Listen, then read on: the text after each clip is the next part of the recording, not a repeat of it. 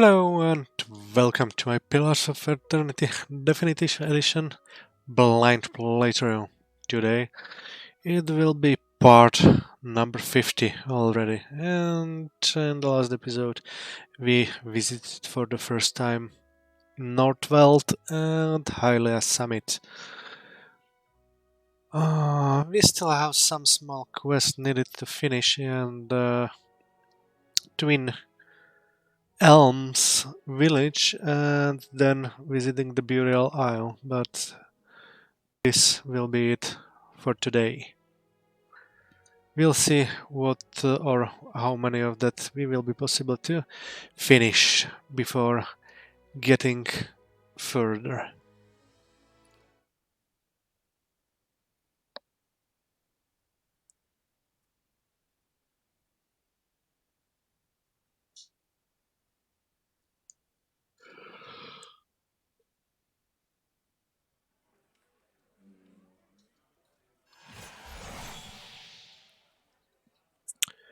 We are in the Twin Elms Inn, and which name I forgot. The Celestial Sapling. Okay, so our party is still level 13 and level 14, with Palagina and Sagani getting closer and closer to the next level. Certainly.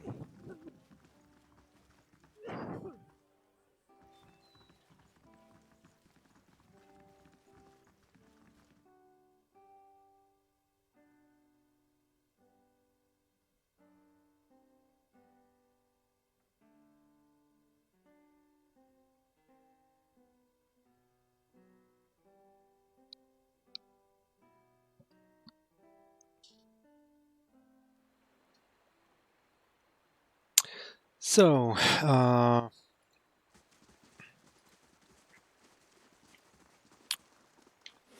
I will go to the Old Song District to finish one quest which I have failed twice during yesterday and had to reload, so I kind of know how to get over it, so we'll see. I completely forgot that I have some consumables in my inventory which should be able to help me with this quest, and we'll see if it will be enough.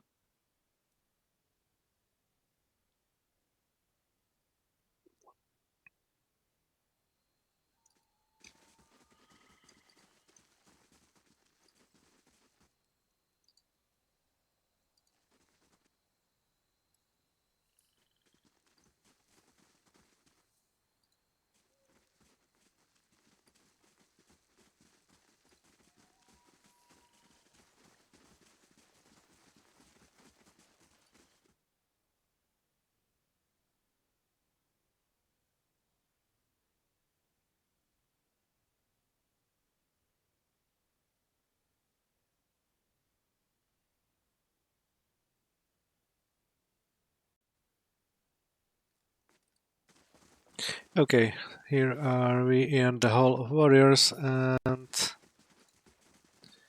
Simok, who ordered us to poison, not to poison, who ordered to kidnap and kill one child, and we will have to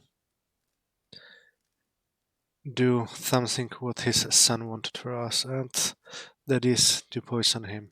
But for that to be successful, we kind of need this for our main character. So, because this gives for perception and for intellect, and this is the only chance I be able to get enough to pass all the checks for this quest, which I failed. So if I am correct, Yes. we'll get some nice reputation stuff from this quest.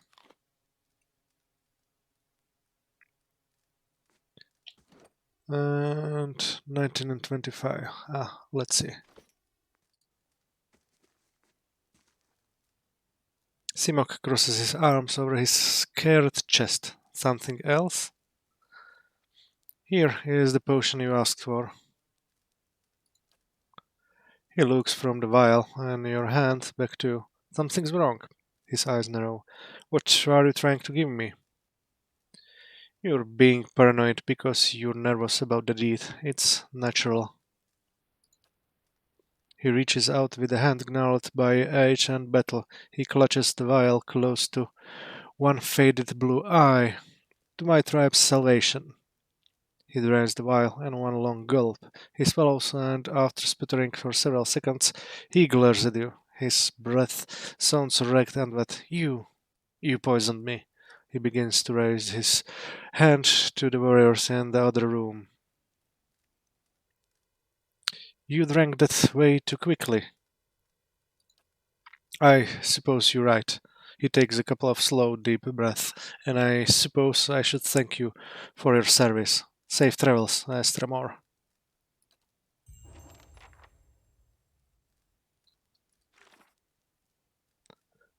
After hearing Simon's plans to sacrifice his adopted Oron daughter, I went along with Lyra's plan to poison him. Well, this leaves the future of Three Tusks Stelgar uncertain. It prevents Simok from executing his wicked plan.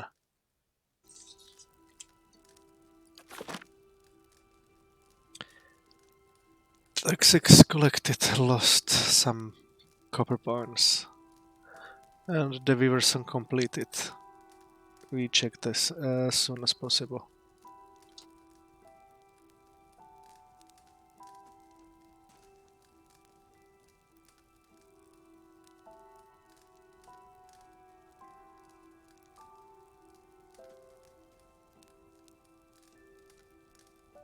Interesting. We have some item. Tyke left. Large shield. This might be probably interesting for Adair. We'll see if this is better or not. Certainly. Certainly. Liras looks you in the eye and gives you a slow nod.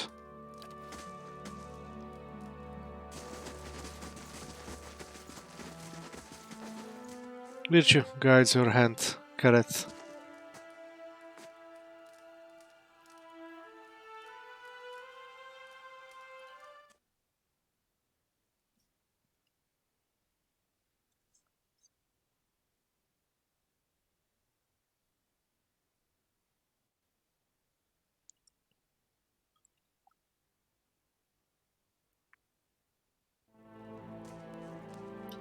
So, the deed is done. Let me check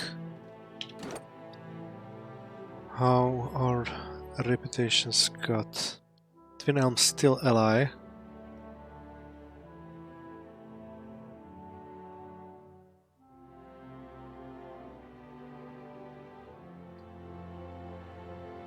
Okay, let's get over with this. The colorful clothing of the spirit and water weaver Bonicetta is known throughout the Eastern Reach. Over a year ago, she was on a trip to Defiance Bay when her ship sank in a violent storm just off the Pearl Coast. Miraculously, many of the passengers survived. Bonicetta's body was never found and she was presumed to have died. However, a Valian merchant at Defiance Bay recently recognized some of Bonicetta's unmistakable work in an otherwise unremarkable shipment of textiles. He spoke with others and learned that several shipments to different merchants bore the same telltale patterns. Now, many merchants believe that Bonicetta is being held captive somewhere and trying to communicate through her work. Whatever the message is, none have been able to decipher it, nor where it's coming from. Eder found surprising resistance to inquiries regarding the whereabouts of Bonicetta. Whoever had taken her wanted to keep her location secret. At the behest of the Duchess of Spirento, a team of Valiant cryptographers attempted to decipher the fragments of Bonicetta's weaving messages. In turn, they communicated those leads to Eder. After several brutal fights against well-trained mercenaries, Eder reached Bonicetta's prison, a weaving house near Girara. The Valiant textile company that had abducted her was immediately cast out of all the Valiant republics, great and small. In thanks for saving her, Bonicetta wore an enchanted cloak for Eder's journey back to Kednoa. And damage reduction. Interesting. GOG of comfort. Okay, that's it, and we still have 7 days to get back to Beralt. Anyway, the next step is I kind of a little bit forgot, but during the night I have decided that I do not want to run around aimlessly around Twin Elms and try to get the bird for the quest from the small Orlan.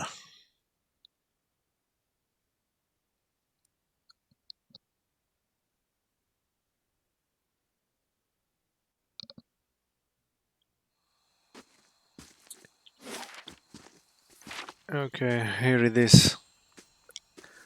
I think I would waste too much time running around trying to find the bird in the wilderness, so yeah, I will be playing an ass for a second and get it from here. The child will rise to lead Simok's tribe. Okay, probably it already is managed.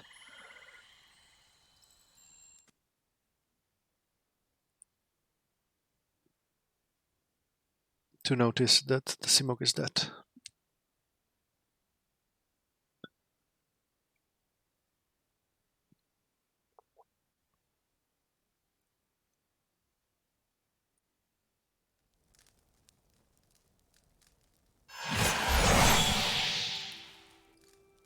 Estremor. We meet again, Estremor. What is it you require? Delem sent me to collect great songbirds. She stares at you blankly for a moment before shaking her head. That fob Delem sent you? No, absolutely not. Eating my beloved pet won't grant that full music approves. The only thing he'll get is an upset stomach and the pain of passing a beak. She folds her arms and frowns. There's a forest full of birds. Mine's not for sale. Animals aren't ours to cage. I don't think you or them should have it.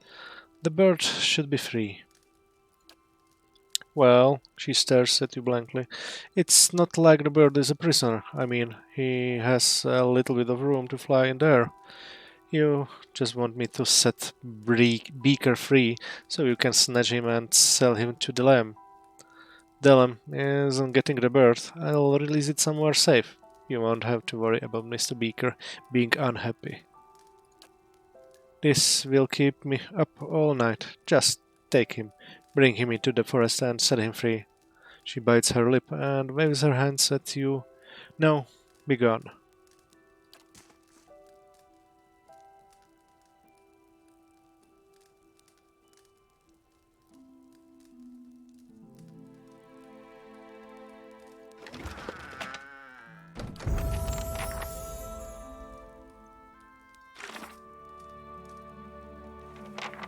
I found Tiam Songbear inside the home in the Heartsong district. I've gathered 3 special Songbears for the lamb. I shall return to him in the Old Song district on Twin Elms. Let's see. No reputation. Okay, let's level up Palagina outside.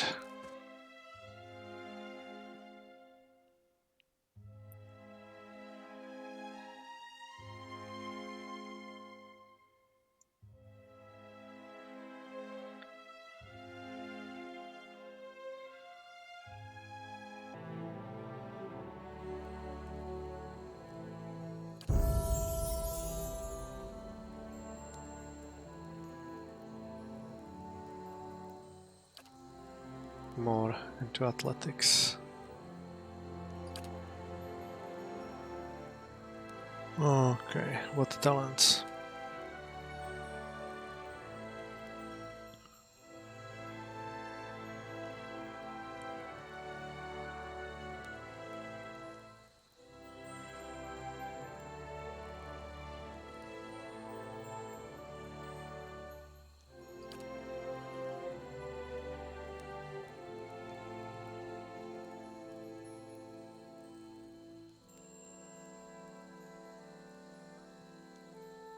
I'll take this one.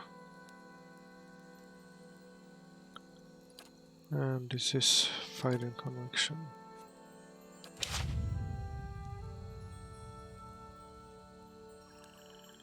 Segani, I had heard that women do the hunting in Nasitak, but wasn't sure if I could believe it until I met you.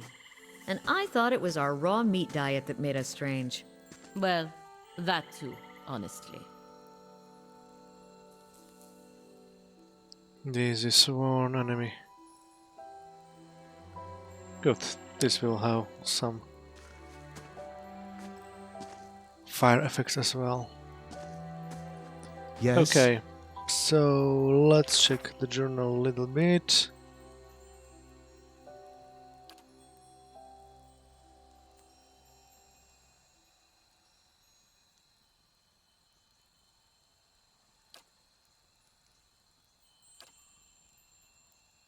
Okay, only one task and some quests.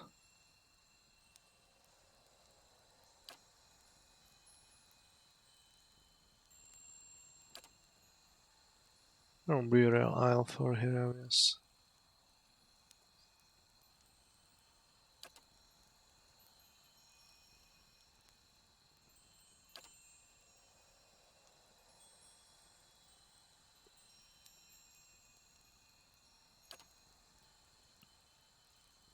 Okay. Certainly. Let's get then to Alt Song.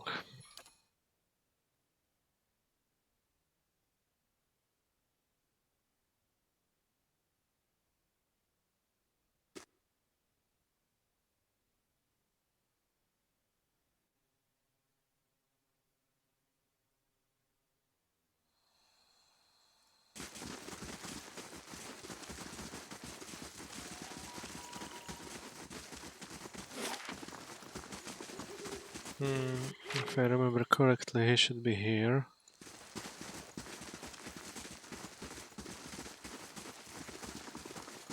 Yes. What brings you here? Greeting, friend. How does the bird hunt?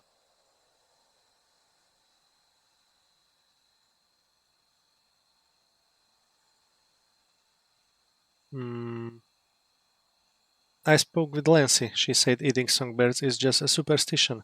It won't help you sing.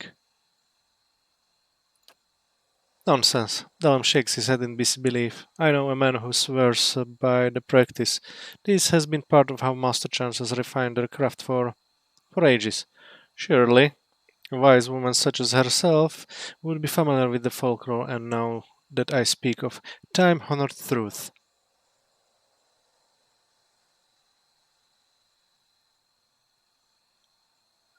I'm just telling you what she told me. His posture stiffens and he looks at you with a frown. Well, I think she just said that because she had a soft spot for birds. Besides, songbird were what the chanters of old would eat. Why temper with tradition? Okay, what can you tell me of this place? Old Song is a sacred site, home to many of the builder's finest works, Galavan's Mo, Hylia's Temple, and the Rimagran's Temple, known as Noonfrost, can be found here. He looks up you and down with a smile. May the resorts are a right side in Old Song. Whatever it is that brought you here, be thankful. You have the privilege to see this place with your own eyes. Forever. We've cleansed Noonfrost of their corruption. Provisions and trade happens in the market northwest. Heartsong. Many blessings, traveler. Greetings, friend. How does the bird hunt? So, I have this bird. Really? Dylan rubs his hands together and smacks his lips in an anticipation. Let me see. I have a shardwing here. Found it in a nest by some other pillars. He takes the bird from you and strokes its plumage. A beautiful find. I remember the first time I heard the shardwing's crisp melody. He wraps his fist around the bird and raises it to his mouth before pausing. Guess I just hit it whole.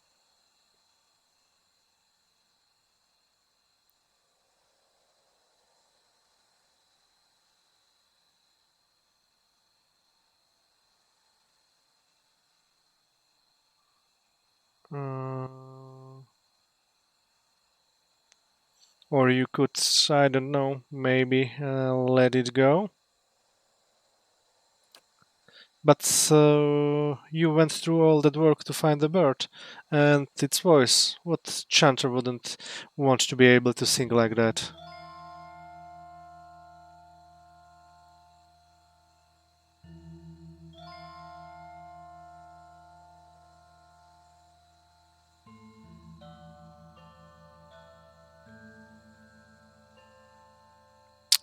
I can see it in your face. You may have the nerve to kill that bird, but you'll regret this decision in hindsight.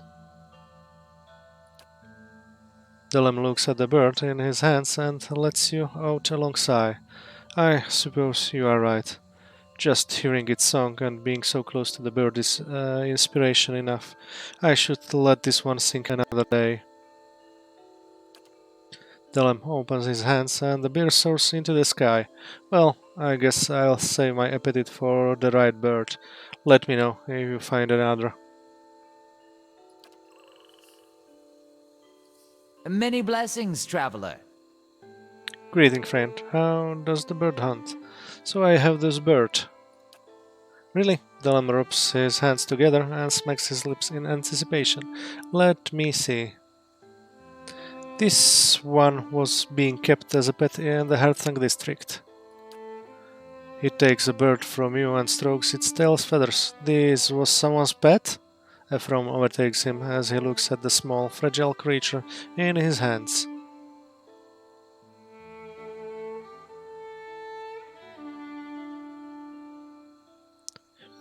Yes, his name is the talented Mr. Beakers, and Lancy, his owner, loves him. Maybe you'll taste how much she loves him when you bite into his little bird skull.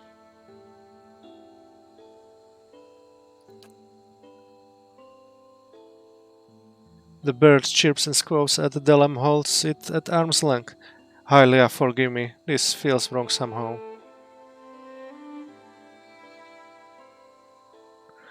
Let the bird go. Delam opens his hands and the bird soars into the sky.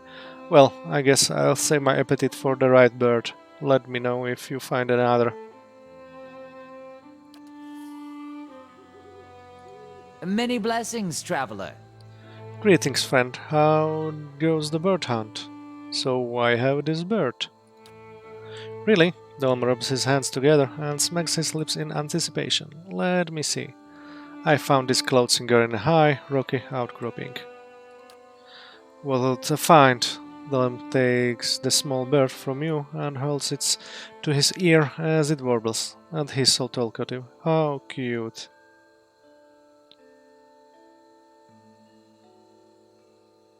Isn't that a lovely bird song? I doubt it can make that sound from within your stomach.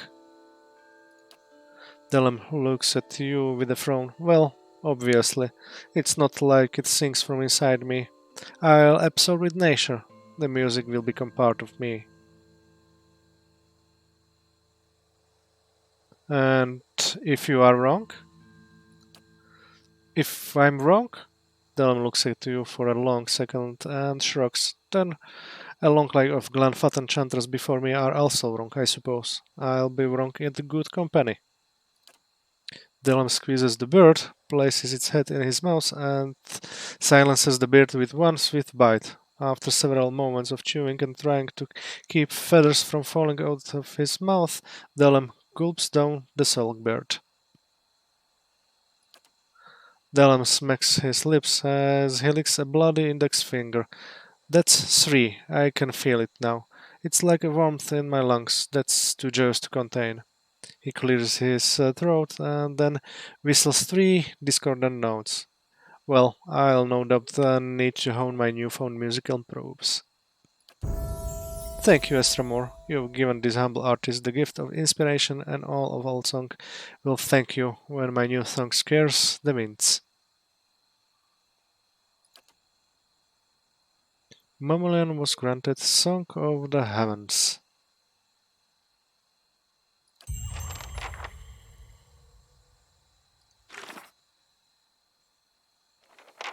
Dylan, chanter of Old Song, is looking for rare songbirds. Oh, I've got three special. Blah, blah, blah. I found three songbirds for Dylan. He was very pleased with my efforts. So he has eaten one. Oh.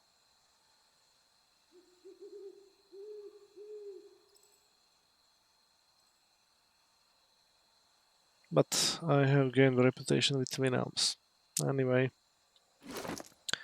not very happy about the outcome, but yeah. I hoped he will set free all three of them.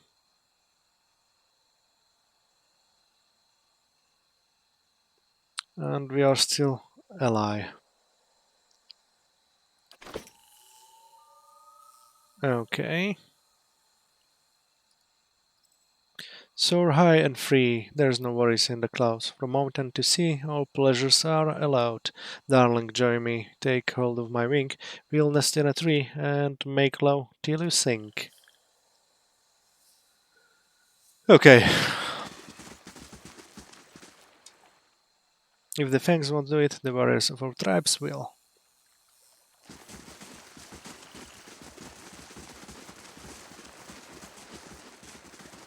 Let's get to the Burial Isle then. But before that, let's level up Sagani.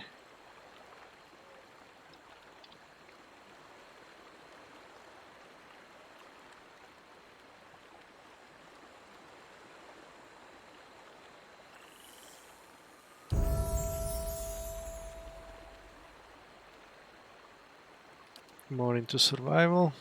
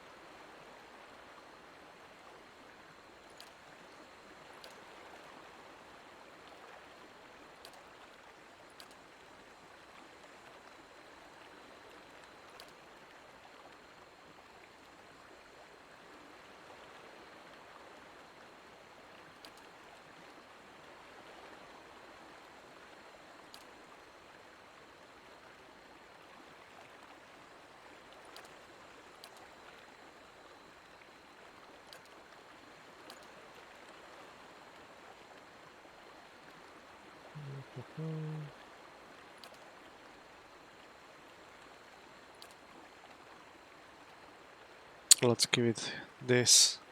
Oh.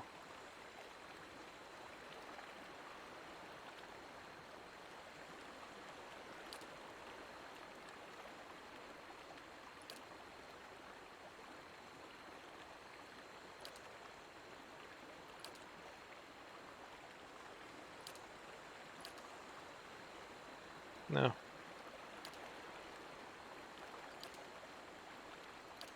Let's get this.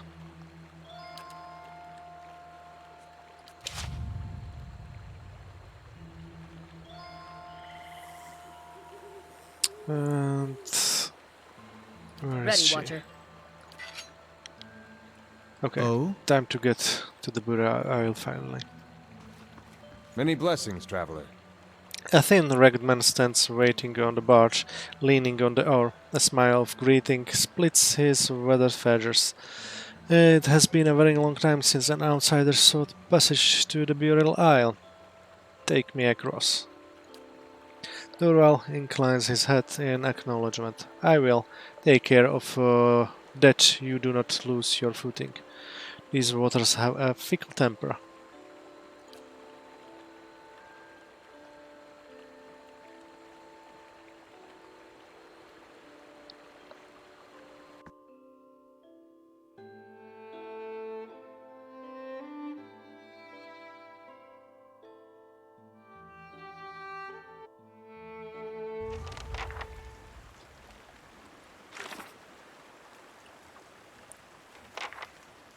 I've reached the shores of the Burial Isle. Somewhere in the island, the court of the penitents offers a way into Braith Eman and to Sun in Shadow. Okay, let's check one last thing. I got Song of the Heavens, and it's self +1 perceptions and 2 damage reduction shock.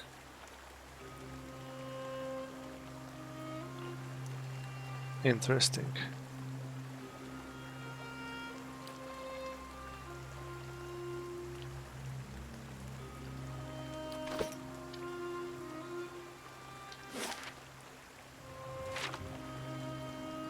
Oh? If secrets whisper here, I shall listen for them. Let's move a little bit around. Troubled spirits surround us.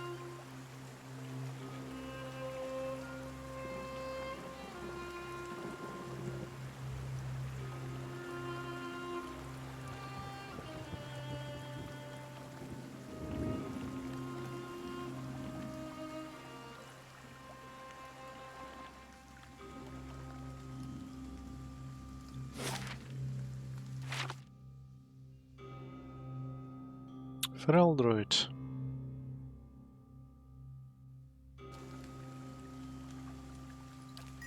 I wish you no harm.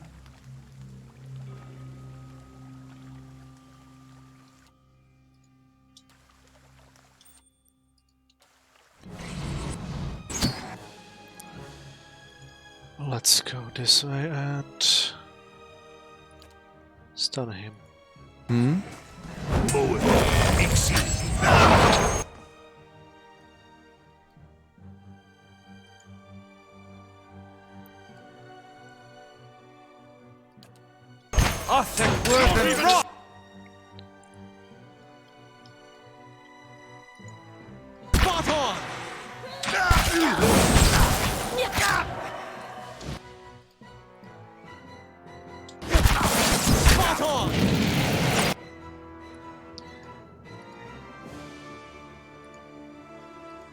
My mind feels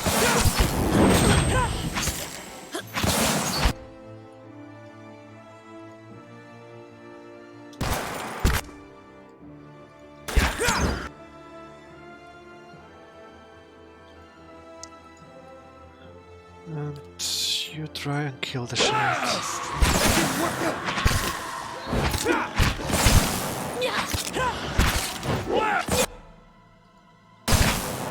My mind feels sharp as steel.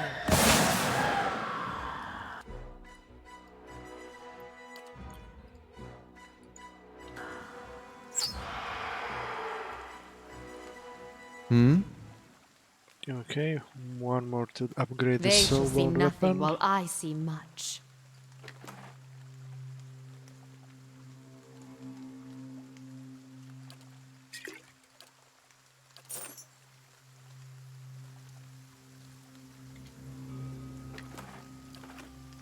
Certainly.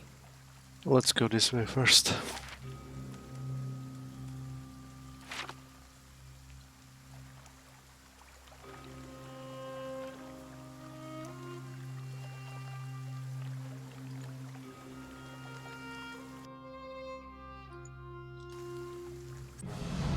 My mind feels sharp as...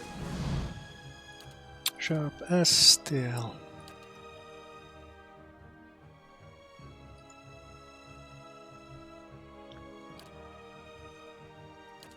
Othek word. Othek.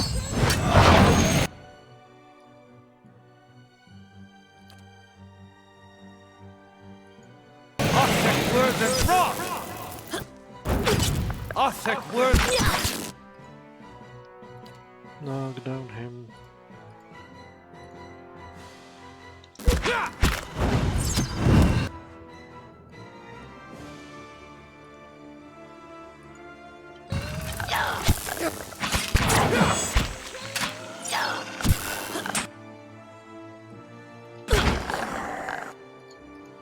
Need something? Uh-oh. Damn, Haravius is out! What the hell was that kind of spell? It was too fast for him to get down. If secrets whisper here, I shall listen for them.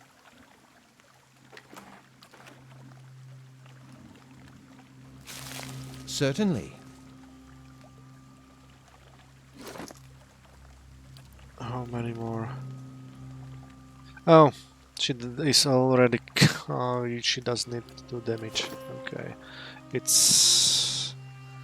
whatever. I forgot that I already unlocked that level before. And...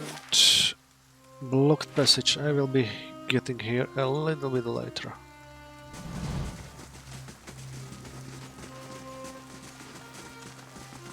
Silence surrounds me.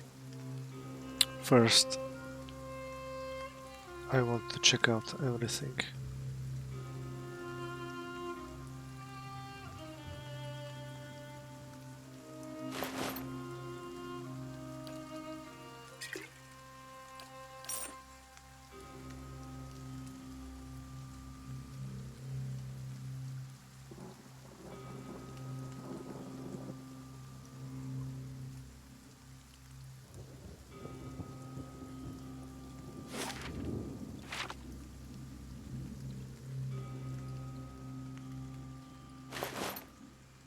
Oh, 100 sword.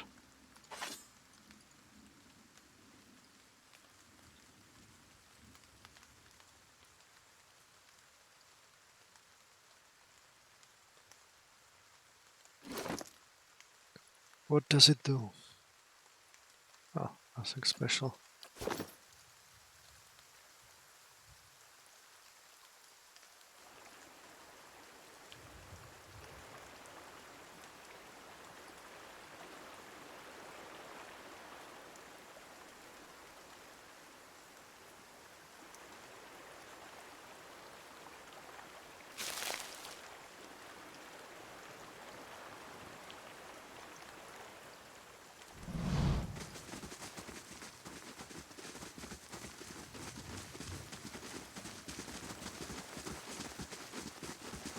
And what does the flame reveal?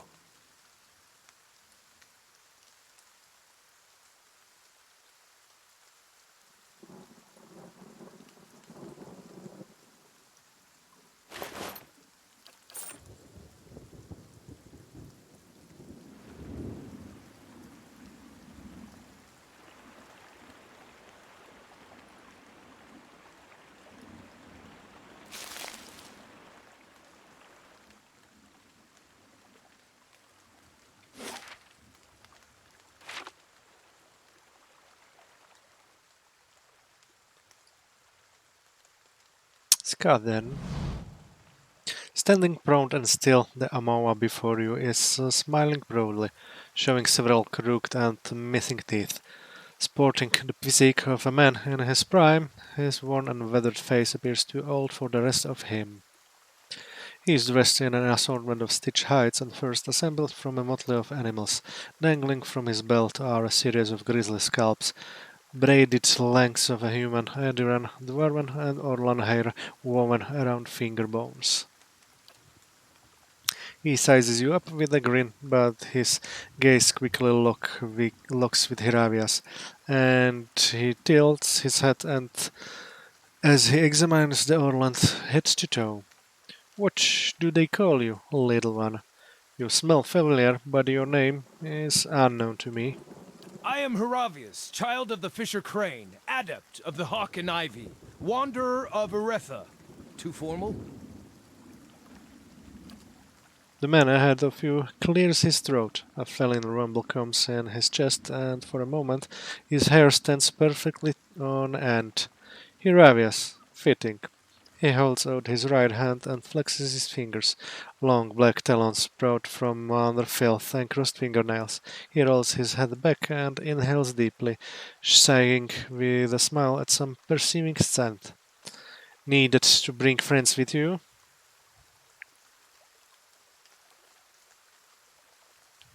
Remain silent, but watch them both. You allow your eyes to relax until your mind is attuned to the invisible hum of souls. The Amoa projects a dizzying display of red, gold, and orange. Autumn halos surrounds his massive form. Where his feet touch the ground, you see a network of roots and veins that trail from his feet and sink deep into the earth. Turning to Hiravias, you see glowing roots emerge from his feet, appearing as mirror images to the tendrils radiating from Skaden. These roots of soul energy meet between the two men, and then snake deep into the earth in one twisted root. You sense that these men have distinct selves, but only one shared past. The two men are a splayed fork in an otherwise unbroken line. The two of you share the same past, though you carry distinct selves. A shared past? Skaden scratches a patch of fur on his cheek, and inelegant analogy. Who I was in my last life was diminished in my cycle of rebirth, squandered so that this runt could have a life. Runt? Hiravia's brows froze and he clenches his fist so tightly you hear a cacophony of crackling finger joints. And it's not your soul, well, it's not exactly. His anger falters as he stumbles over his stalls.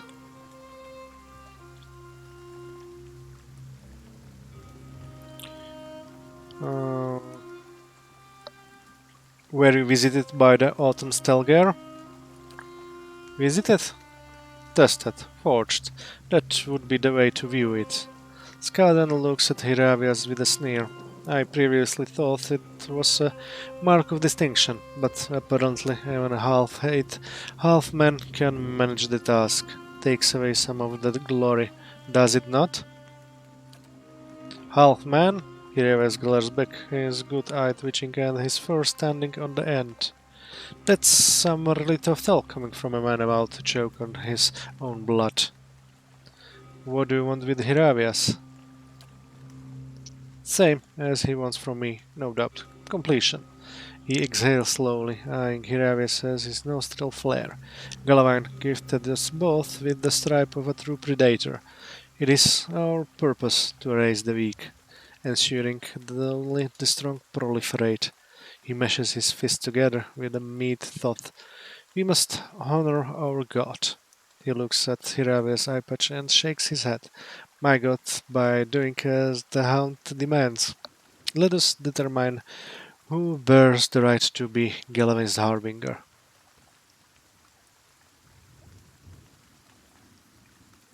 Hiravias, is this what you want? Hiravias growls, but his fur bristles and for a moment shines with luminescent tendrils of yellow and orange. I ask to be a hunter, a regular hunter that gets invited to chase down dinner and eats its neck. I didn't ask for this.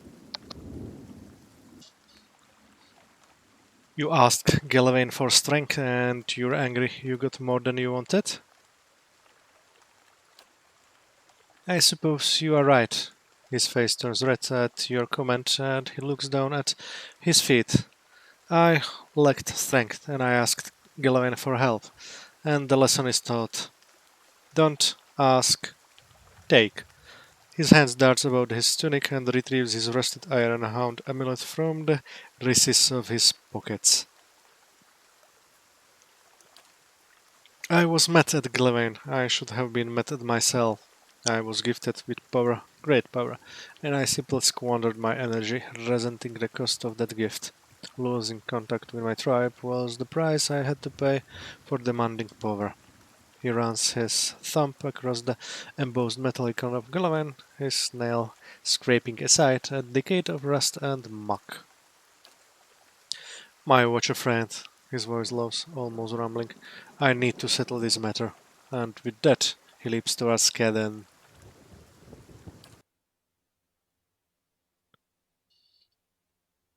Okay. So, let's stun him. And you... Yes?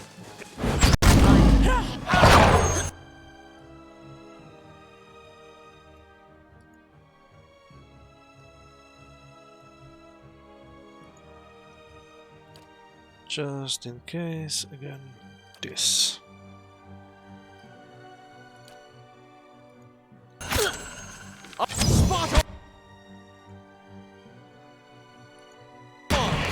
My mind feels sharp as steel.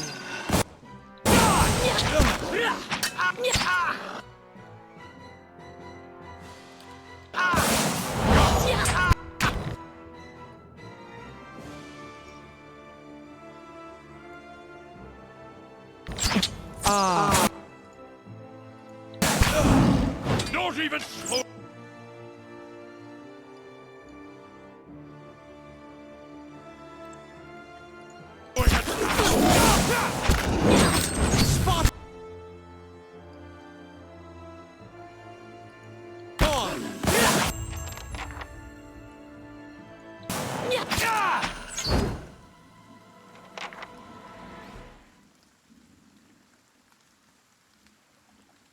He reveals pants and feces. His one good eye looked on Skaden's corpse. Blood and sweat drips down his fur, and he rocks back and forth on the balls of his feet, as though expecting the body to stand back up. Examines Skaden's corpse. As your eyes relax and your vision adjusts to the hum of the invisible, you see a swirling pipe of red, orange and yellow leaves. The cyclone of foliage flies apart and the leaves drift off into parts unknown. As Skaden's essence fades from view, you see a handful of autumn leaves circle about Hiravias as his soul glows a bolder shade of orange. How do you feel? Excellent! I endured Galawain's trial and vanquished my equal. The only thing I regret now are the years I wasted viewing this whole thing as a curse. The ostracism was, no doubt, just another way of Galawain forcing me to be stronger. Are we done here? Almost. We thank thee, Galawain, for guiding our hunt. For today we grow strong off the flesh of the weaker. I think we're done here. Before the vultures get to him, figured I should take a reminder. He says with a blushing smile as he examines his blood-soaked trophy.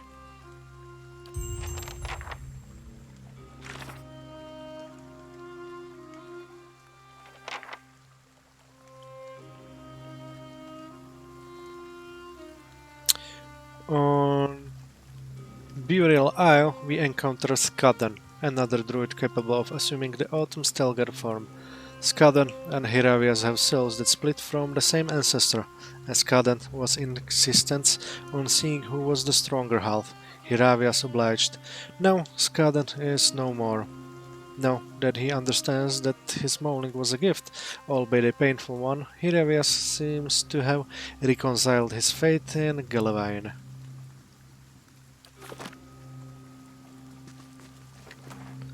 Okay, so Hiravias has become the follower of Galawain now.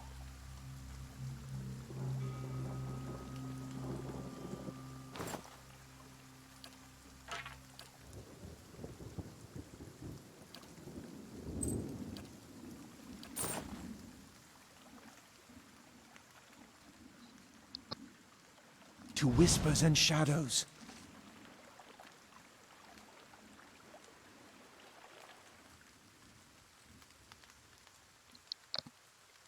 Another companion quest is finished.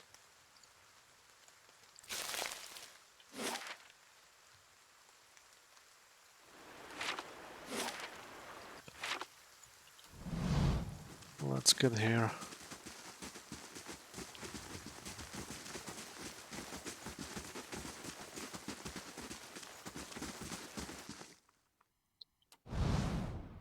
Sharp eyes and keen ears. Can't.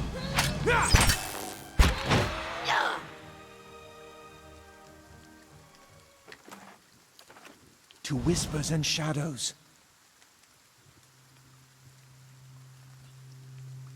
So I think only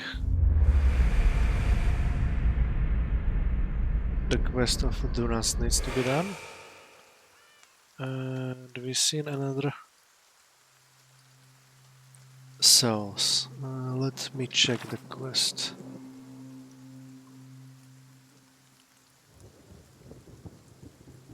Yes, the endurance. I'm ready.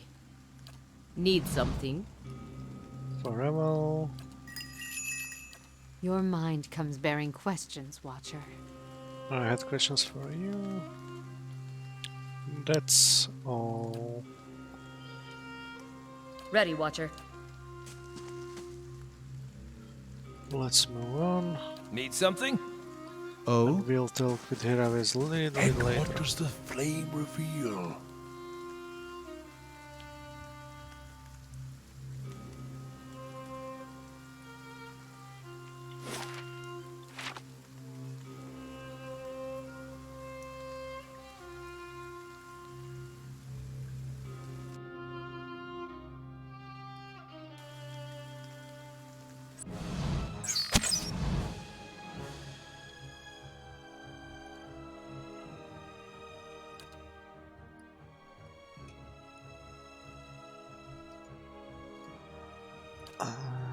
Nothing. Spot on!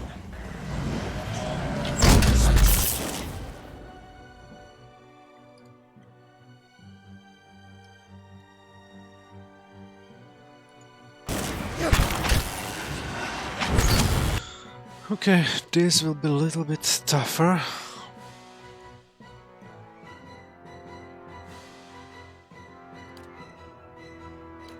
Let's do it this way.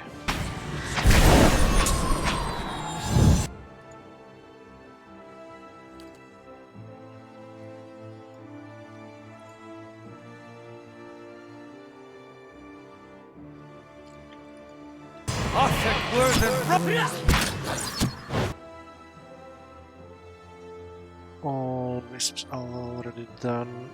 Okay. My mind.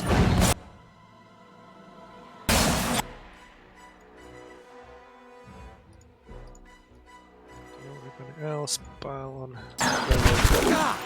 Not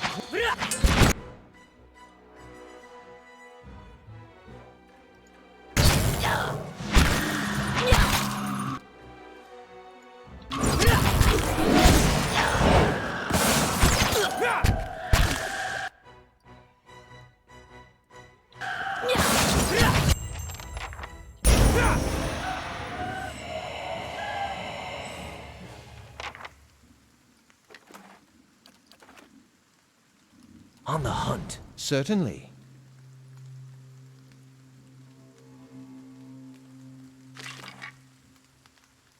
Might +3. Interesting.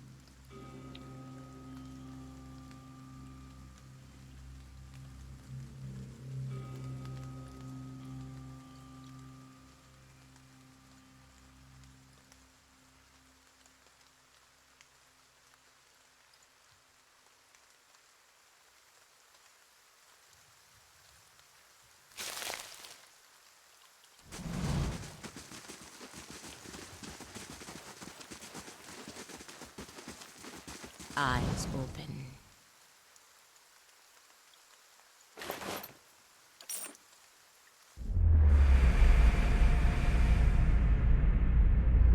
More people burning at the stake. Or more like more souls of people burnt at the stake.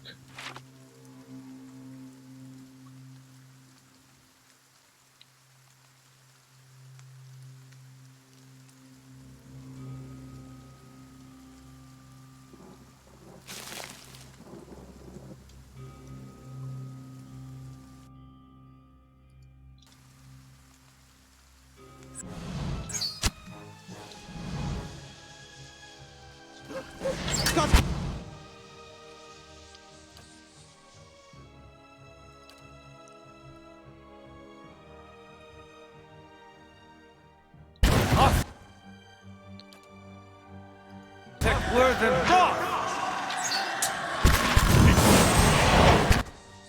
Oops.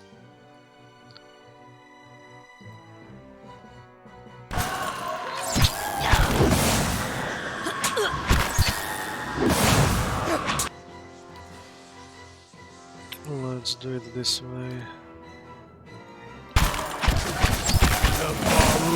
Beyond sea.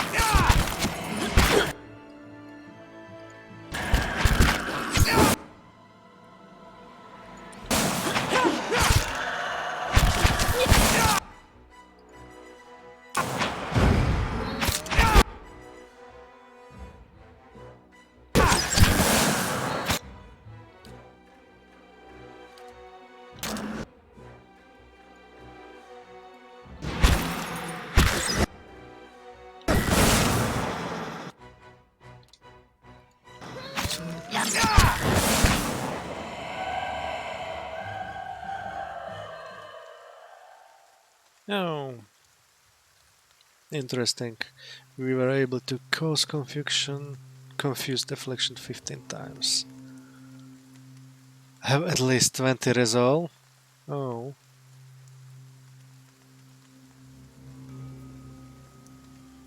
That will be maybe problematic.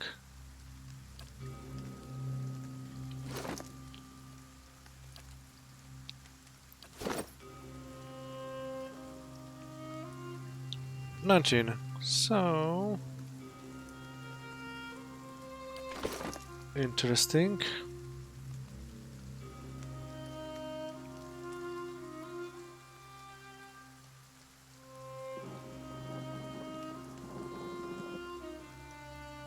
Okay, we find some kind of food with one resolve.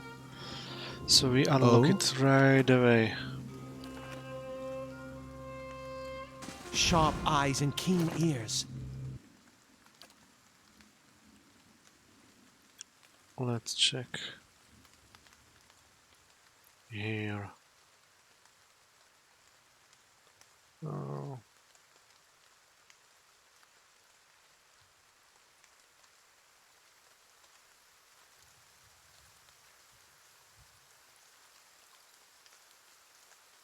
No result. Let's see it this way.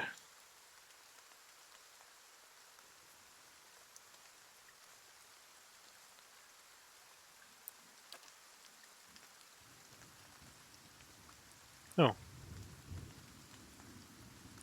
I will use this for a while. Good. Drink a beverage in every bar in the eastern reach to unlock the next level. This will be interesting.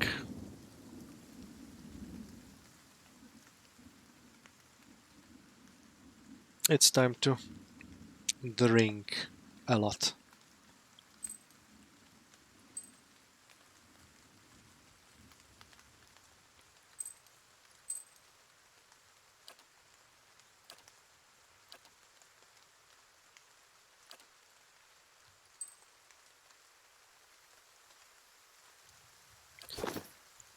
Okay.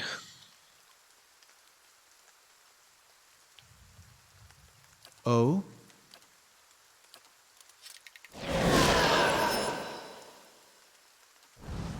Certainly.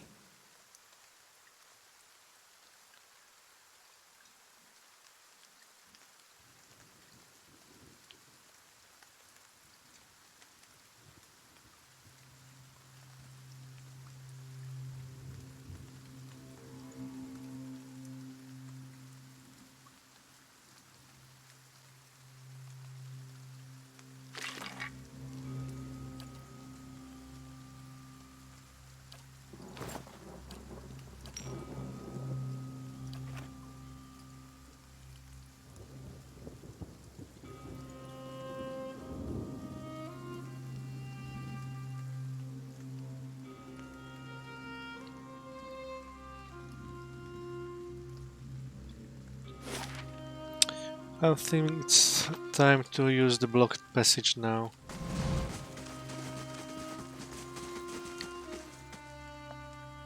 You venture through a doorway into a dim passage. The air is still and musty. Light filters through the collapsed ceiling. A wall of piled stones and rubble blocks the way ahead.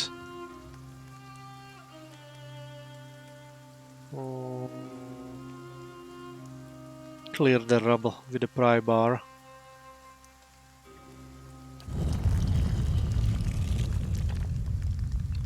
You wedge your pry bar against a large stone and pull at all your weight into it. Your efforts dislodge the boulder and it rolls free with a heavy groan. Other slabs and chunks of debris break away, the massive pile creaks and rumbles, finally tumbling harmlessly away from you down the passage. Light breaks into the tunnel up ahead, growing brighter as you continue. Soon the passage ends, opening up to the shores of the Purell Isle. Okay, that's it.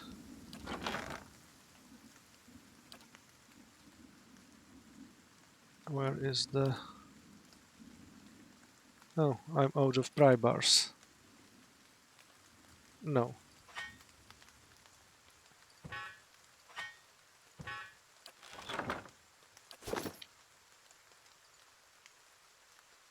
You venture through the doorway and into the underground tunnel. The spiraling staircase rises to a passage where rubble lies scattered across the floor. Light breaks into the tunnel up ahead, growing brighter as you continue. Soon the passage ends, opening up high on the cliffside of the Burial Isle. So, we moved a little bit. Too bad my perception were not high enough for that. To whispers and shadows. Check.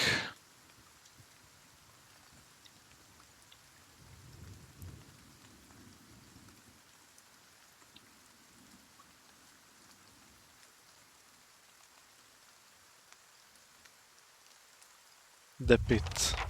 No time to lose nerve now, Watcher. What's one more trial for a soul on the brink of doom?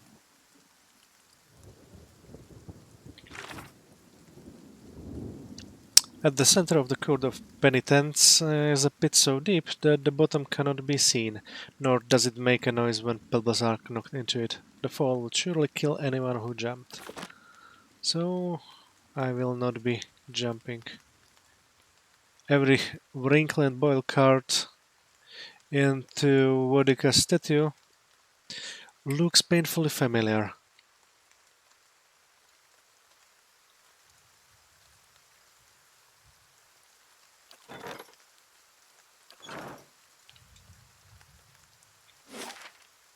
Looks like I have completed it here.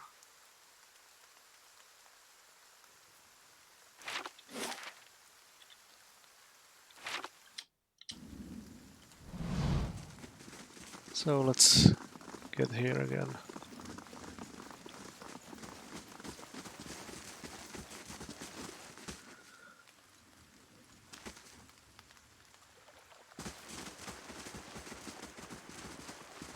It's time to go back.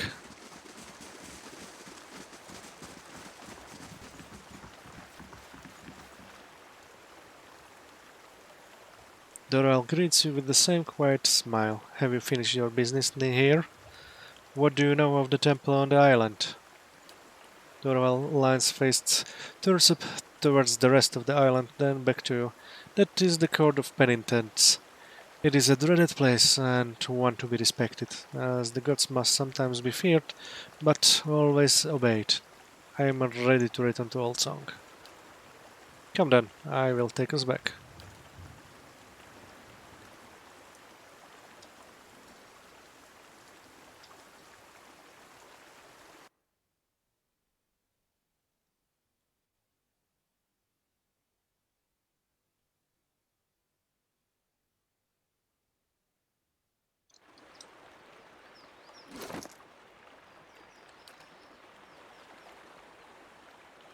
Oh,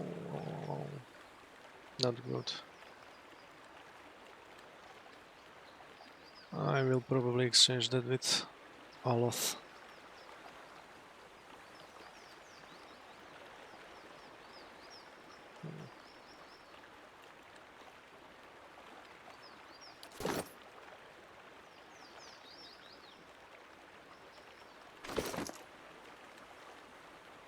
Too bad.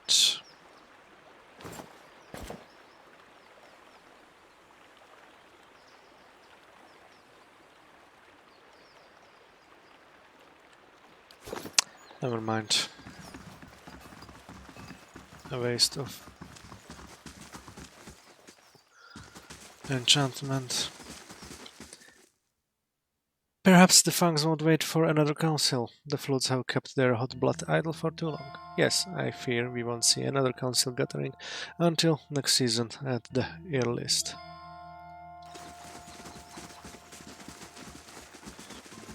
Okay, let's check here inside one more time.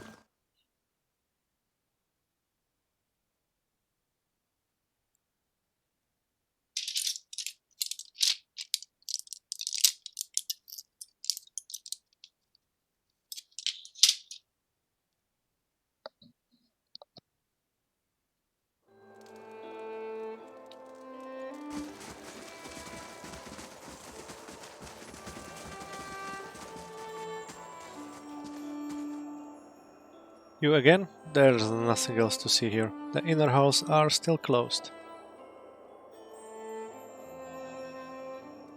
Why is the most of the temple closed? As I said, we are in the middle of sacred ceremonies. She enunciates carefully. They are rather complex, and we don't permit outsiders to witness them.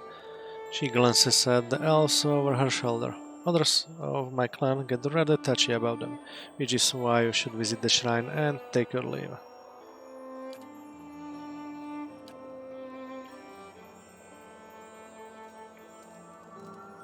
And where is the shrine? Completely forgot about that.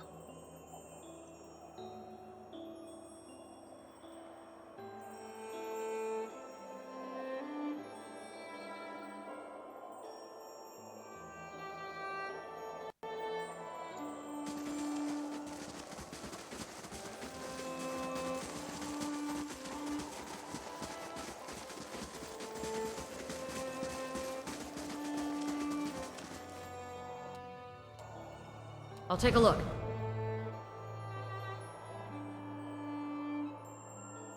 I shall make it so. It's done.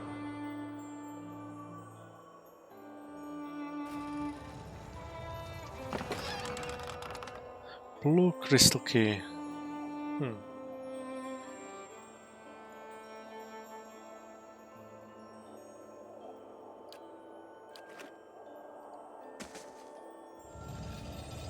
Nope.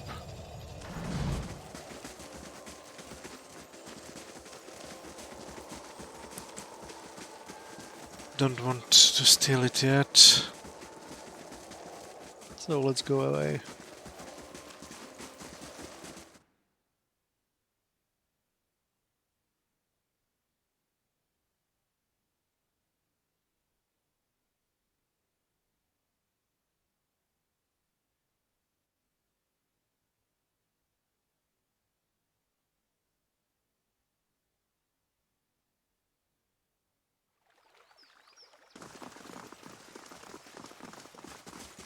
One around the temple to talk about.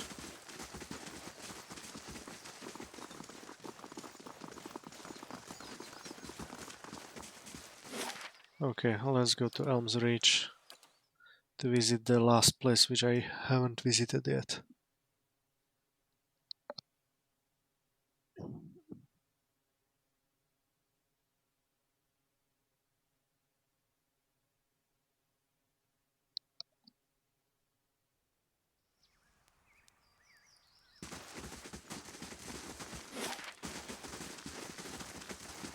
Let's visit the Golden Grove for a minute.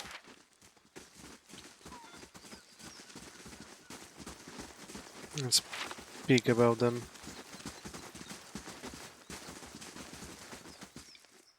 You should trust Neoran's stewardship.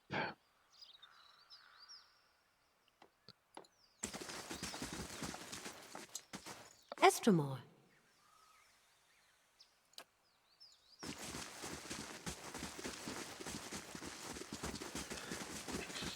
Builder's wisdom to you. Hail to you. May your time in the Golden Grove be enriching.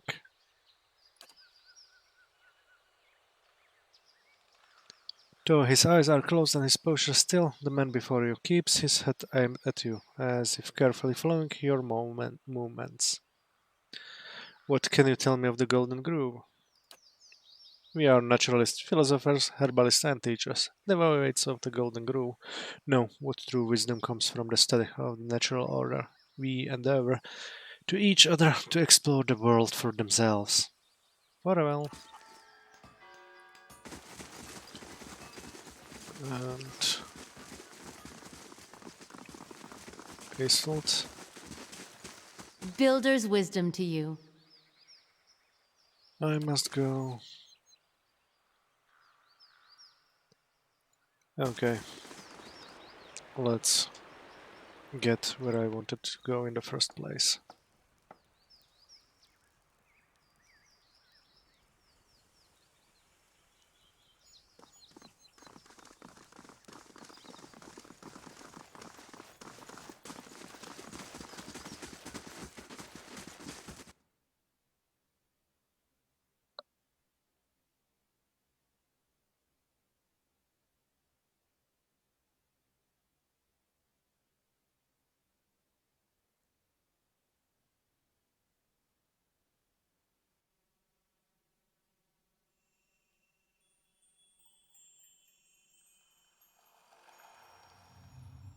I'm on the trail.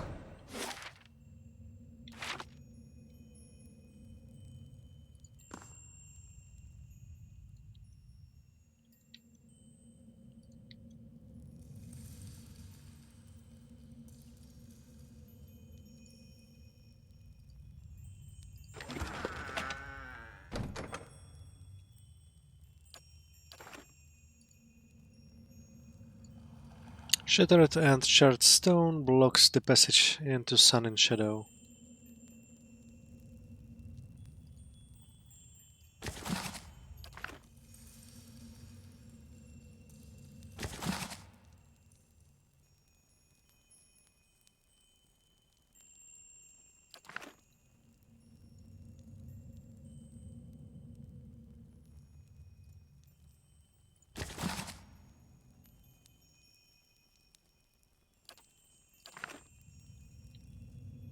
Let's see. Let's start with highly up.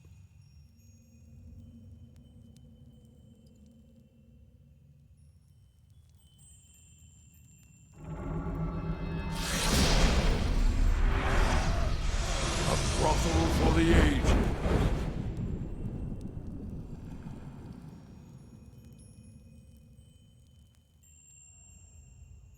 So we have 4. Oh, we have a lot of gods. This will take some time.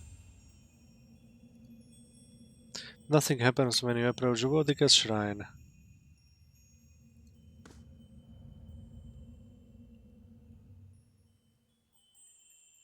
A piercing ring fills your ears as you near Well Shrine. There is no other response.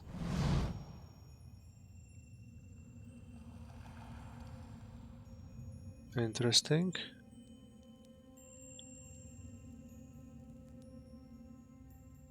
Let's check this.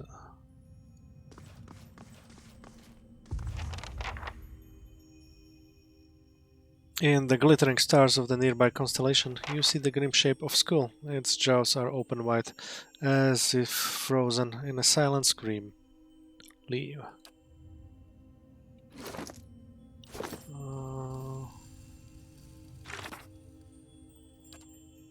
It seems the gods want something from me as well. To earn favor, I have to complete the task given to me in the vision.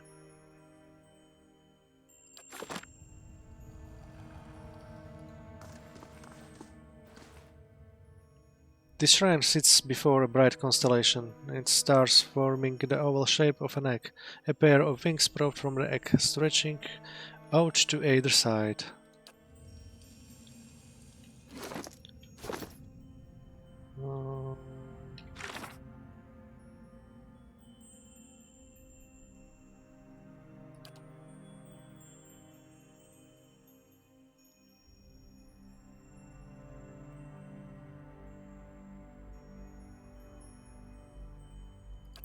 Probably this. Before the shrine sits the constellation of a snarling hound, fangs bared. And this one. The nearby constellation you can make. Leave. So let's track the Hylia. I think they have the closest to the quest.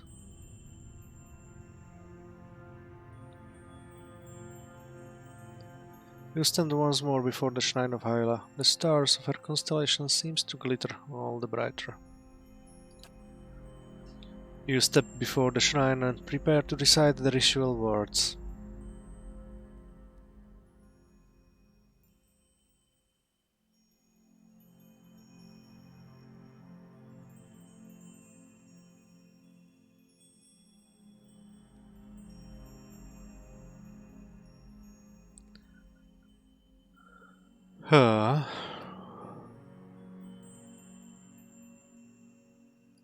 Let's leave.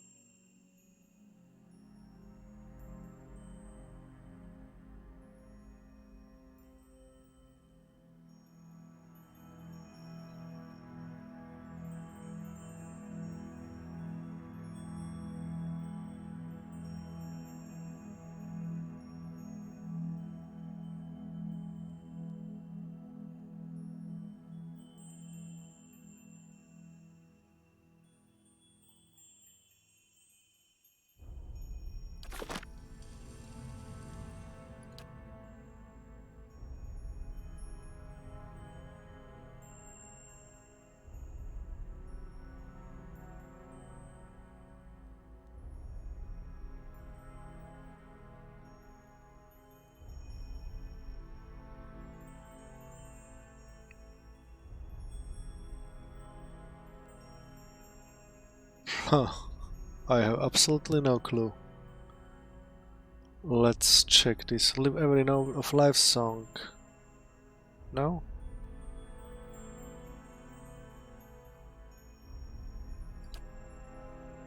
Your word seems to ring in the air, your voice rendered melodic and lilting by some unseen art. You kneel. While you pray, you feel the space around your body shift and melt, and you find yourself in a vision of the mountaintop temple. Yet you see neither worshippers nor a dragon, but a tree. Its limbs wrap around the perimeter of the temple, tapering into twigs and branches of all sizes and angles. They seem too long and too numerous to be held up by the meager trunk, but they hold steady in the breeze. A single sparrow lands on the nearest branch. It watches you.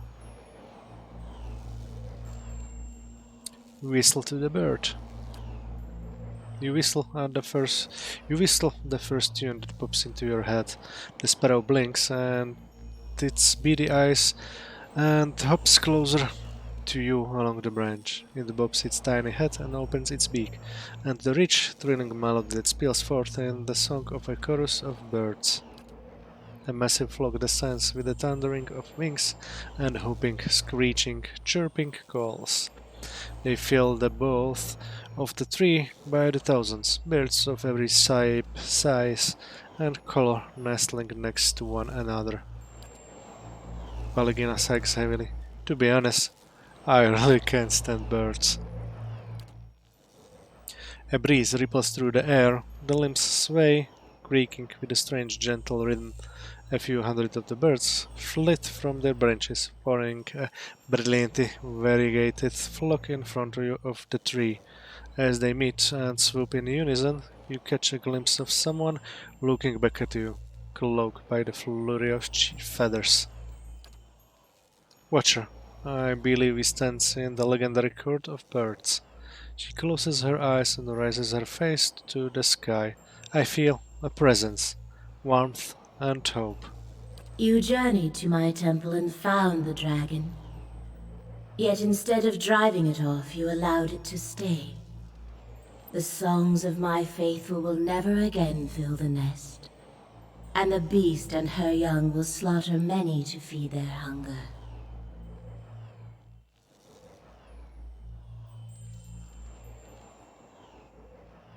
The dragon sought shelter for her young. Are you not also the goddess of motherhood? And even in a creature so fierce you find tenderness. Your long journey has revealed a compassionate and generous heart, Watcher. There is something else I would ask of you. The massed flock wheels around the temple. I'm listening. The birds return to the tree and nestle among their peers. The breeze ripples through the branches again, carrying the goddess' voice. You must stop Theos, and you must undo the tragedy he has wrought. The grieving mother rocks on her feet. There is a way, Watcher. There is hope. Yet. Birds all over the tree begins to chirp and sing, and in the rise and fall of their voices, Hylia speaks. Taos acts, but is moved by another. The exiled queen whispers in his ear, urges him to rob the living and the unborn of their souls for her benefit, and he has obeyed. A hawk shifts on its perch. She will consume them, grow powerful, while 1,000 empty children are born. But there is still time to reverse this tragedy.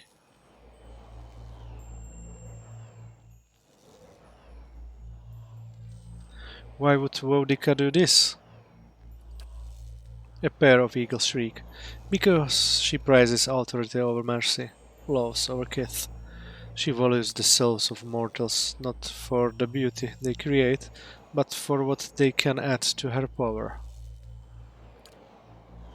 The wind blows cold. She fears animancy.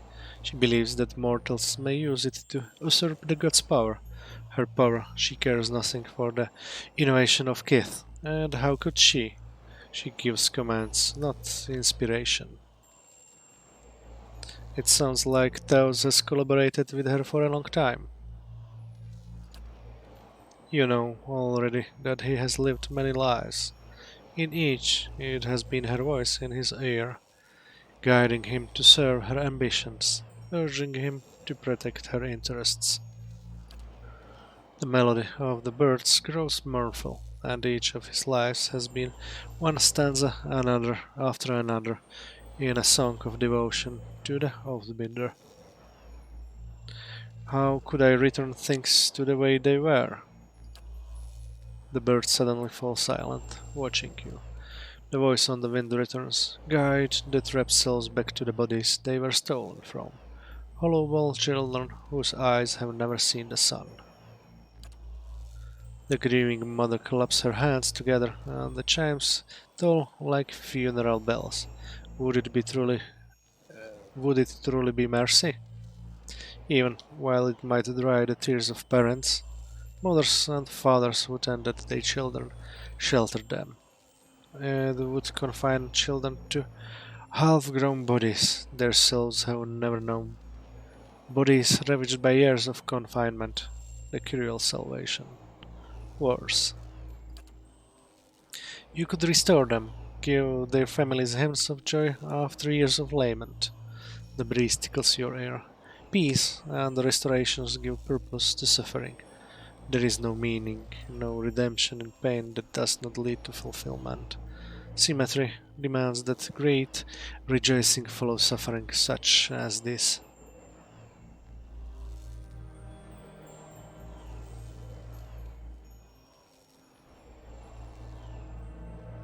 Perhaps it would be better to allow these souls to find new lives. Would that we could heal their souls, their scars as well. Their years of suffering cannot be undone and may weigh heavily on their lives. Yes, this is the difficult mercy. How can they continue to another when they have not fully lived this life? To pass them along to another now is cutting a stanza from a poem, a verse from a song. I am not sure that it's possible to truly undo the harm Theos has caused. Sagani flinches. Surely, those wounds can heal, or don't you think the long absences could be overcome? You hear the cry of a swift, soft, and plaintive. Perhaps the year cannot be forgotten, and for some, perhaps it is already too late. But if you could restore even one soul, kindle one spark of life, raise one voice in joy, it would be worth it. Thank you, Hylia. I will continue to sun in shadow.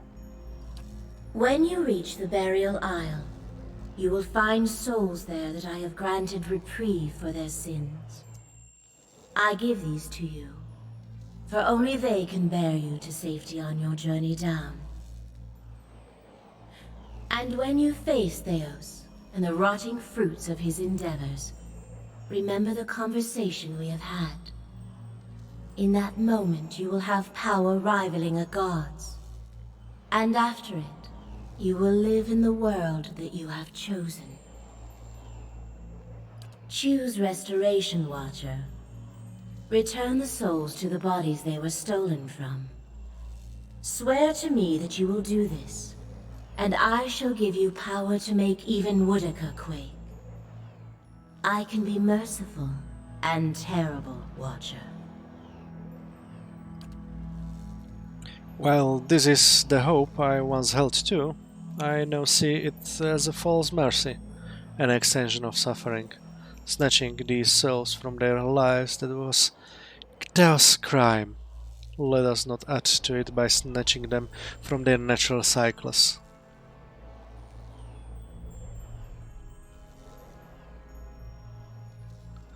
I would hear what the other gods have to say first. Wait! I'm not done with you. Beards wheel and pivot, showing a flash of pale feathers. Who is this that speaks in anger?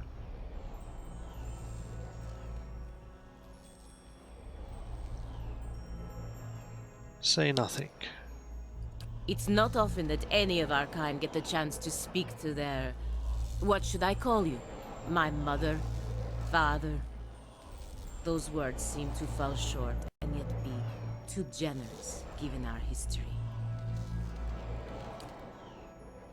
The birds cock their heads, craning and twisting their necks to look at one another.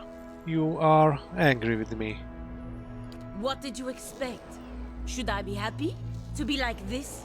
To live like this? What kind of creator does this to her creation and abandons it in a world this cruel? And should I have plucked you from your home, wrapped you in my wings, and brought you to a nest like this one? Some tranquil and harmonious place far from the war chants and battle dances you love so well. A hawk shivers, ruffling its feathers. Tell me what you want. All I've ever wanted from any of your kind is to take some responsibility. any responsibility for what you've done. To us. To every one of the children you've abandoned. The birds flaps their wings, rising from the branches. You are a song of ferocity, and one I love well. I hear your furor and rage, and it is music. Your proofs and valor leave a trail like a tapestry upon the world. I would not dampen your song, even with the comfort of my wings. What does that mean? Come back here! There is no response. Pelagina's fist clenches in frustration.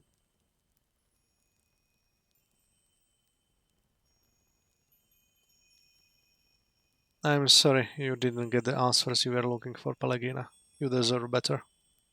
We all deserve better. Her shoulders slump in resignation.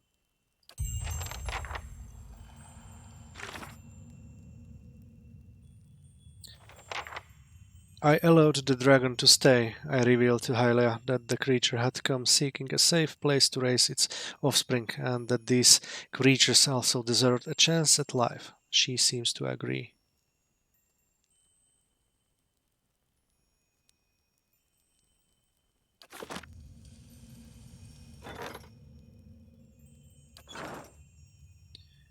Okay. Quest updated. Learning that Vodica is responsible for Vaidren's legacy leaves many questions about the circumstances of the Saints' War and the destructions of Eotas. Durance may further insight.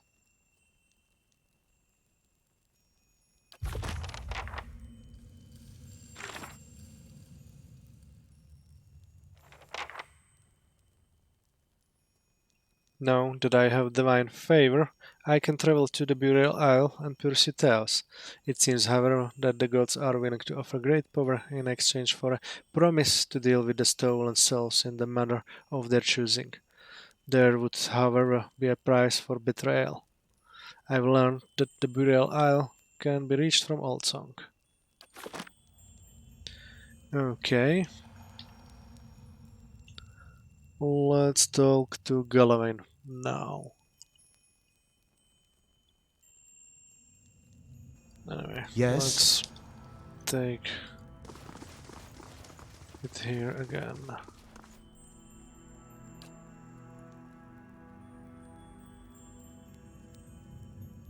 How the hell this happened?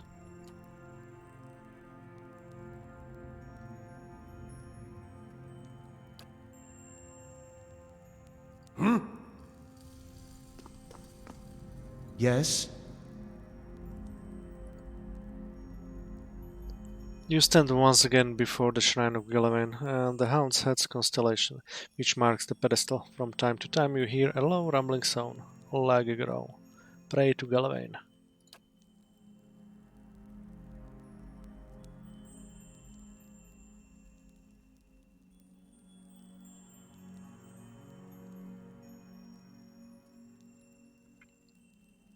Let's... Survival begins with strength from within. The air around you stirs, and a gust of warm wind blows across the back of your neck. You catch the faintest smells of wet earth. As you kneel in front of the shrine, you feel yourself pushed forward. You catch yourself on your hands and knees, feeling warm, damp ground beneath them. Looking around, you find yourself crouched in a clearing in the middle of the woods. The smell of dirt hangs heavy in the air. You feel certain this is a vision, but the hairs of the nape of your neck still rise. Something leaps from the bushes. You find yourself pinned in your back and staring into the amber eyes of the messy hound. The beast looks at you. Gleaming fangs protrude from the sides of its mouth. Its nose twitches as it inhales your scent, starting at your shoulder and proceeding down the length of your arm. You follow its nose to your hand, which is covered in blood. A tongue as red and meaty as a steak lolls out of its mouth and swipes your bloody hand. Its lips curl into what looks like a smile. The beast looks back at you, and as it fixes you with its glowing eyes, its muzzles raise into a long, bearded face, and its pointed ears lengthen, dropping to the sides of its head. What was a massive hound becomes a giant of a man, his broad muscled shoulders draped with furs. He holds a flint knife to your neck and grins, revealing a row long pointed teeth. Tread carefully.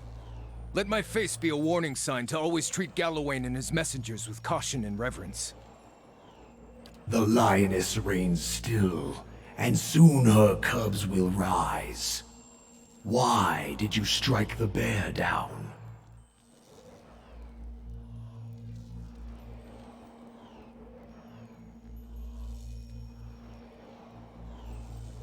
Soul's cups will be mightier still one day. That legacy must be protected, even from a worthy contender.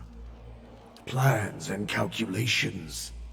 These are your ways, are they not? Strength begets strength. The mighty seize an advantage in their jaws and do not let go. They shake and wring it, puncture its arteries with sharpened fangs. Blood whets their appetite.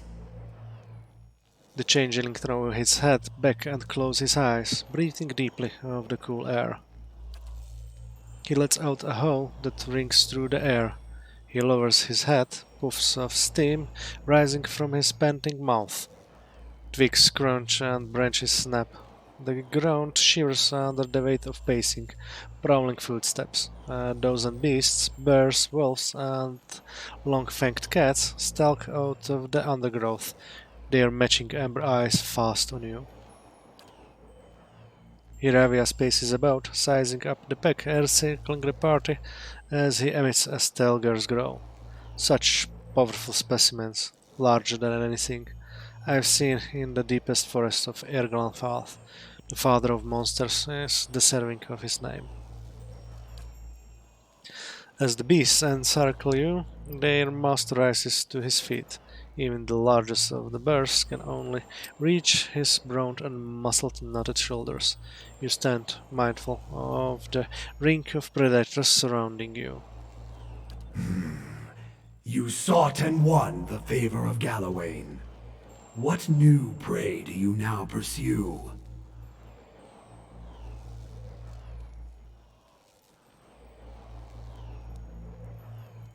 I must stop Taosik's Arcanon from feeding thousands of souls to Verdica. A sudden blast of heat scalds your face, and even as you turn away, a flash of light sears your vision through your eyelids. When you look back, you see a woman in full plate standing next to Gallowayne. So you know. No doubt one of the others has already enlisted you, and with a different purpose. Nevertheless, hear us. Track Theos. Follow the trail he has left for you, and corner him in sun and shadow. You must stop him before he empowers Woodica. And if you do, you will have a different decision to make.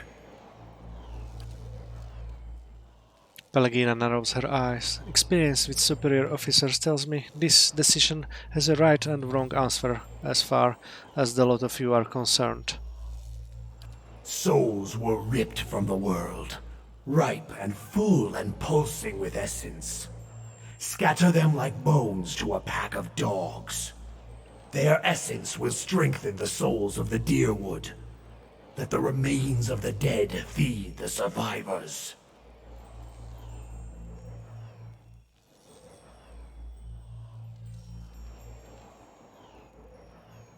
Why would I feed the lost soul's essence to the rest of the Deerwood? To breed strength. Power is born from the mixing of essence and blood. The wolf snarls and snap. What Theos did cannot be undone. Thousands of lives have changed, and thousands more have ended because of his actions. But transformation gives purpose to trial. And improvement is the goal of all Kith. Long lives, prosperous futures, stronger minds and bodies. Strengthening those who remain will help repair the damage that Theos has done to the Deerwood. No, I've got to find Taos. And when you descend the pit to Sun in Shadow, you can count on our assistance to see you safely through. As I hope we can count on yours when you reach the bottom. There are many souls upon the burial isle that are sworn to serve us. They belong to you now, and they shall guide your descent. Duran's face is grave. Beware the promises of a God Watcher. They are binding, but only in one direction. The beasts grow restless, pawing the ground and eyeing you with renewed interest. The bear sniffs at the ground next to your leg. One stelgar skulks into the circle, its amber eyes glowing. Gillavain hurls his knife between your feet, sinking into its handle. He raises his empty hand. Hunt him, mortal. And when you stop him, let the souls he has captured feed the Deerwood. Strengthen the souls of those who remain. Prepare them to face the challenges that will follow. Pledge that you will do this, and we will grant you a power fit for the finest warrior who ever lived. Betray us, and my beasts shall track you down. Our allegiance is not to be accepted and cast aside. My friend, this is a most auspicious moment. The Lord of the Hunt has spoken to you without omission or riddles. Heed what he said about his beast seeking you out should you stray from the task, for it is not an empty promise.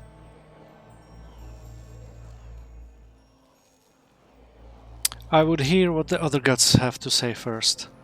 Consider and calculate, but decide. Gallavain's hands falls and the growling pack lunges into the circle. The vision vanishes in an instant, returning you to Terevron, where burning candles replace glowing eyes of Gallavain's beast.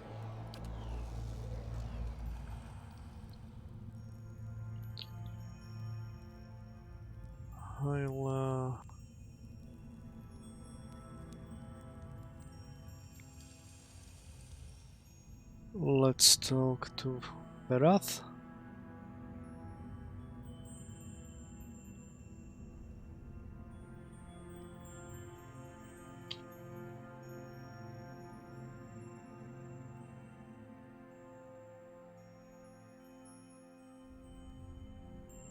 Certainly. Certainly. Let's talk to Berath now.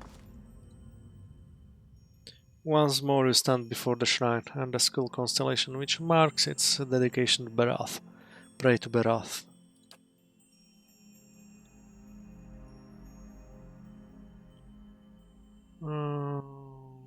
There is life in death and death in life.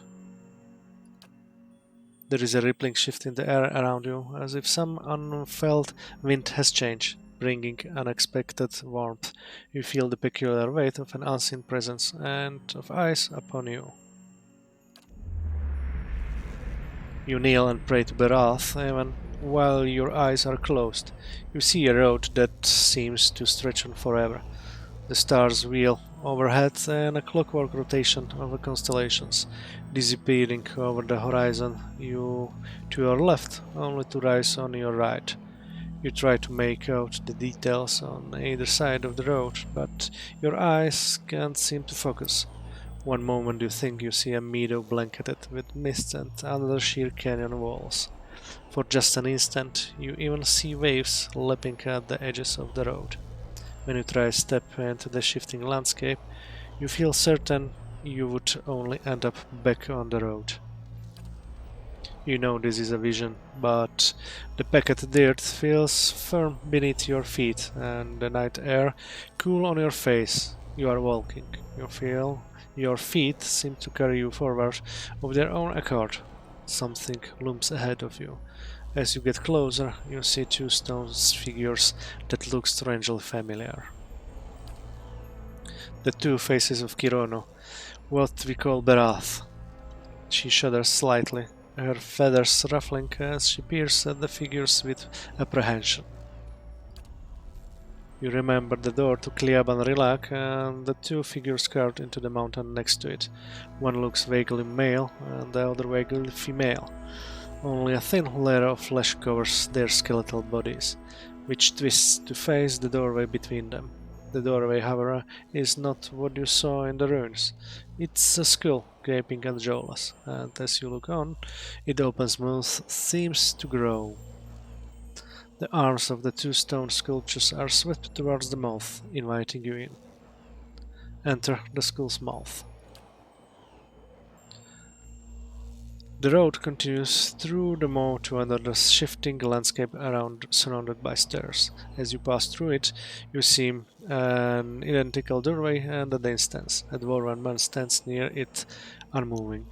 You turn and look behind you, only to see the skull gate you just passed facing you. An elven woman waits in the road. Like the door, she stands still. Approach the dwarven man. You continue down the road toward him. He looks up as you approach, but you can't tell if he's looking at you or through you. His face is smooth but flaccid, as if the flesh has detached from the muscle underneath. As you look on, his face begins to change. Wrinkles crack at the corners of his eyes. His mouth thinks, carving deep lines from his nose to the corners of his lips. His jaw sags and the loose flesh hangs like dough. He raises his cupped hands, they are covered in blood. He lifts them to his face and smears himself from his newly creased forehead to the wattles of his neck. As he massages the dark, sticky fluid into his skin, the fresh wrinkles disappear, the hanging folds recede, and his flesh tightens as if he were adhering to his skull. He lifts his head, and this time you know he is looking at you. His renewed face looks like a mask, artificially smooth and still. Behind it, his black eyes are two hungry pits, yawning like the empty mouth of skulls. Come, make your sacrifice to the Attic Knoll. His body blocks the path. He extends a bloody hand towards you. Take his hand. You grab his hand, but his skin gives too easily under your grip. As you try to pull away, you hear a noise like dried canvas tearing. His skin splits, following a long seam that begins at his arm and stretches the length of his body. Blood gushes forth in such quantities that you can't imagine there was ever anything else in him. Sure enough, as the dwarf empties of blood, he collapses like a desiccated husk. The blood in the path cleans with 1,000 souls worth of essence. The essence evaporates, trailing shining filaments into the night sky. Only now that he is dead, can you continue onward. The blood pools around your feet, and you look up and see the elven woman waiting further down the road. Approach the elven woman. You start toward her. There is something unnatural about the way she stands. She is too still. When you get closer, you see that her legs taper into a slender trunk, and in the place of her feet are gnarled, twisting roots. She lifts her face to an invisible sun. Her long golden hair is the color of autumn leaves, and as you look more closely, you realize that her head is actually covered with tendrils and vines, sprouting brilliant yellow leaves. Each glimmers with the essence of an entire soul. She gives you a beatific smile. As you look on, the leaves slowly fall from her head and settle at her roots. They melt into the path beneath her, and almost immediately new leaves sprout in the place of the old. She reaches towards you, still smiling as roots spring from her fingertips. Her outstretched arms bar the path. Come, craft your soul to the golden grove. take her hand. Her roots twine around your fingers, and as they do, they grow rigid and cold. Her outstretched arm petrifies, and as a rough stone bark overtakes her flesh, she can only look out in horror. You break away from her brittle grasp. Her feet are rooted in place, but she twists and writhes as if trying to flee her own dying limb. The petrification reaches the shoulder and spreads down her body, freezing it in a painful arc. It creeps up her neck and she throws her face skyward like a drowning swimmer. The grayness covers her face, freezing her gasp in stone. Know that she is still and lifeless. You can continue past her. Only the golden leaves on her head remains untouched, and as you watch, they fall one by one to the path below. They shrivel as the shimmering essence fades from them. A voice echoes along the road, barely more than a whisper of the breeze. Return them to the wheel. You lift your gaze and see the skull gate ahead of you on the path. The candles of Ter Evron wink through the open mouth. The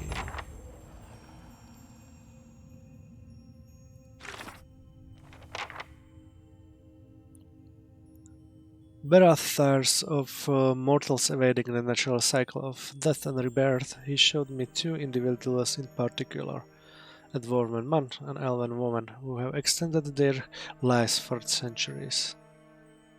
The lives of the two figures from Berath's vision, Berath, the god of death and rebirth, showed me a vision of an elven woman and a dwarven man stopped on a road.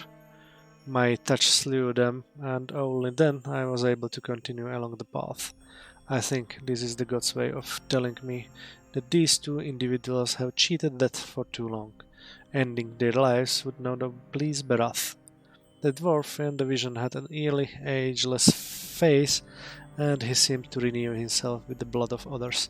He said something about ethic null. When I learn who or what it is, he will no doubt be nearby. The elven woman was strangely tree-like in the vision. She mentioned a place called the Golden Grove.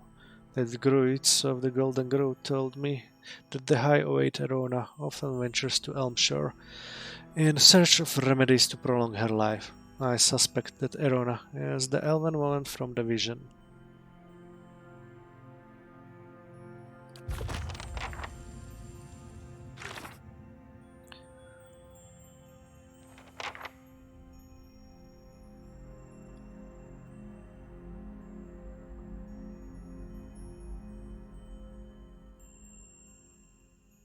It seems the god wants something from me as well to earn favor. I have to complete the task given to me in the vision. Berath gave me a vision of a dwarf and an elf on an eerie road. Both perished at my touch.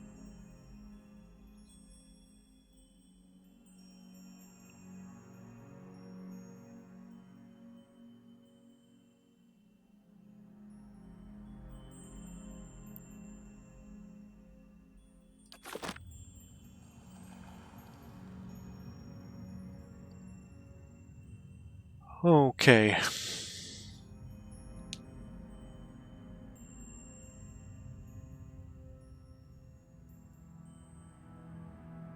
I think this will be it for today.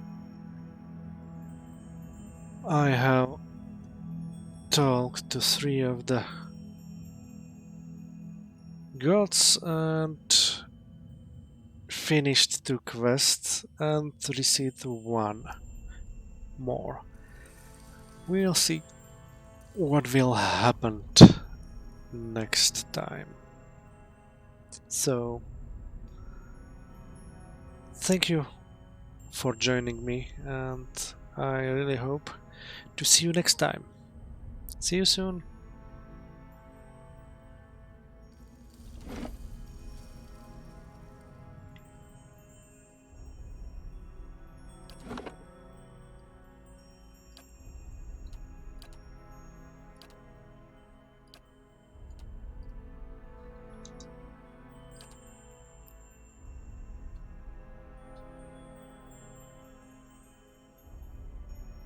well, as always, feel free to follow me on my Twitch or Mixer channels, or just subscribe to my YouTube channel. Enjoy the rest of your day.